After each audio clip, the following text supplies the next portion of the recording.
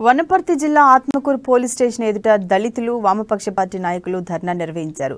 గణతంత్ర దినోత్సవం నాడు సర్పంచ్ భర్త మచ్చేందర్ గౌడ్ అతని అనుచరులు డ్రైనేజీ కాలువ తవ్వకం విషయంలో దళితులపై దాడి చేసి కులం పేరుతో దూషించారని, ఆ కారణంగా దాడికి పాల్పడ్డారని వారు తెలిపారు.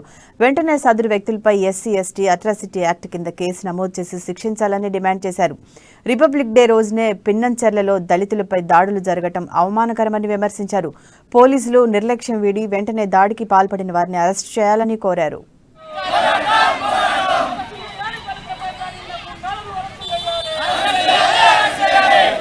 ఆత్మకూరు మండలంలో పినంచెర్ల గ్రామంలో జనవరి 26న దళితవాడపై దళితుల మీద జరిగిన దారికి నిరసనగా అక్కడ గ్రామ సర్పంచ్ విజయలక్ష్మి భర్త మచ్చేందర్ గౌడ్ను అరెస్ట్ చేయాలని, వాళ్ళ అనుచరులను కూడా అరెస్ట్ చేయాలని, ఎస్సీ ఎస్టీ అట్రాసిటీ కేసు నమోదు చేయాలని చెప్పేసి దరఖాస్తు ఇచ్చినప్పటికీ 5 రోజులు అవుతున్నప్పటికీ కూడా ఎలాంటి స్పందన ఇక్కడి నుంచి లేకపోవడంతో ఈరోజు ప్రజా సంఘాలు, వామపక్ష పార్టీలు, దళిత సంఘాల ఆధ్వర్యంలో పోలీసు ముట్టడి మీద అన్ని రాష్ట్రాల అసెంబ్లీల మీద ఘనంగా